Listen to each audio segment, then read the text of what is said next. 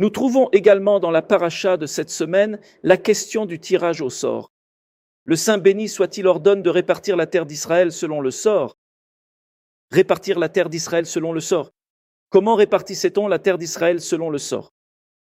Yehoshua ben Nun se tenait aux côtés d'Éléazar le prêtre et il y avait 2 coffres. Dans une boîte se trouvaient les noms de Réhouven, Shimon, Lévi, Réhouven, Shimon et toutes les tribus. Et dans la seconde boîte se trouvait toute la répartition de la terre d'Israël, tous les lieux de la terre d'Israël, le nord, le sud, tous les endroits de la terre d'Israël. Et Yehoshua ben Nun interrogeait Éléazar à l'aide de l'Urim et Tumim, où sera la tribu de Réhouven? La tribu de Shimon, la tribu de Yehuda, où seront-elles? Les Urim et Tumim répondaient, ils seront à tel ou tel endroit. Mais après qu'il ait parlé, c'est du Saint béni soit-il qu'il disait, où cette tribu habitera-t-elle? On tirait un billet, il était écrit Réhouven, on tirait ensuite un deuxième billet de la deuxième boîte pour savoir où il serait, et on disait, Réhouven sera à tel et tel endroit, Shimon à tel et tel endroit. On tirait le billet de Réhouven, le billet de Shimon, le billet indiquant où il serait.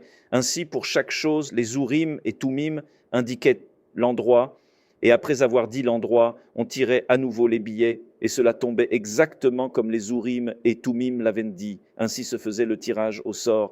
Et quelle est la force du tirage au sort? Les sages disent que la force du tirage au sort vient d'en haut, de quelque chose de très élevé du ciel, car c'est le Saint béni soit-il qui, à travers le tirage au sort, donne la force de connaître ce que le Saint béni soit-il veut. S'il y a des choses que nous ne savons pas comment connaître, comment les atteindre, le Saint béni soit-il nous a donné la force du tirage au sort, grâce auquel on pouvait découvrir et savoir ce que le Saint béni soit-il voulait.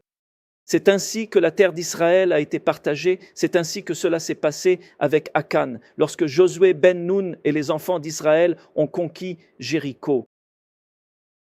Josué interdit de piller Jéricho, mais Akan y déroba du butin. La fureur divine s'abattit sur Israël sans qu'ils en sachent la cause. Ils décidèrent, tirons au sort le coupable. Le sort désigna Akan. Dans les moments critiques, Israël recourait au sort. À Rosh Hashanah et Yom Kippour, on offre 2 boucs, un pour l'Éternel, un pour Azazel, un moment sacré. Comment les distinguer? Par un tirage au sort. Pourquoi? Prenons cela d'une autre manière. Pourquoi le sort? Car c'est un acte divin sanctifié par le Saint béni soit-il. Quand le méchant Aman a voulu exterminer tout Israël, sur quoi est-il tombé? Le tirage au sort vient de Dieu. S'il avait fait autre chose, il aurait pu avoir une autre force, mais ce choix est divin. Dieu l'a guidé vers le jour le plus favorable au salut des Juifs. Le tirage au sort possède une puissance spirituelle et céleste, élevée venant du Saint béni soit-il. Alors le Saint béni soit-il dit, comment partager la terre d'Israël? Par tirage au sort. Le tirage au sort est puissant, c'est ainsi qu'on partage la terre d'Israël. Comment sait-on à Yom Kippour quel bouc choisir et comment l'offrir? Par tirage au sort. Le tirage au sort a une grande force, il possède de grandes puissances. La Sainte Torah, c'est une Torah de vie, c'est une Torah où le Saint béni soit-il dirige le monde. Il dirige chaque chose de manière juste et véritable. Lorsque quelqu'un commence à introduire sa propre raison dans la foi, dans la simplicité, dans la Torah, il perd tout ce qu'il a. Quand une personne vit sa vie avec simplicité, une vie méritoire, une vie dans la simplicité, nous disons, il y a un grand juste, très cher à nous, Rabbi Shalom de Kanzi, un juste fondement du monde. On voit la simplicité d'une personne et son attachement à l'Éternel. Malgré une immense sagesse, elle reste simple devant lui. Avant ce cours, on voulait parler d'autre chose, mais restons dans cette simplicité sans intellect.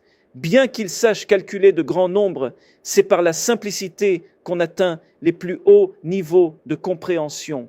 Quelle force immense et inégalée réside dans cette simplicité avec l'Éternel.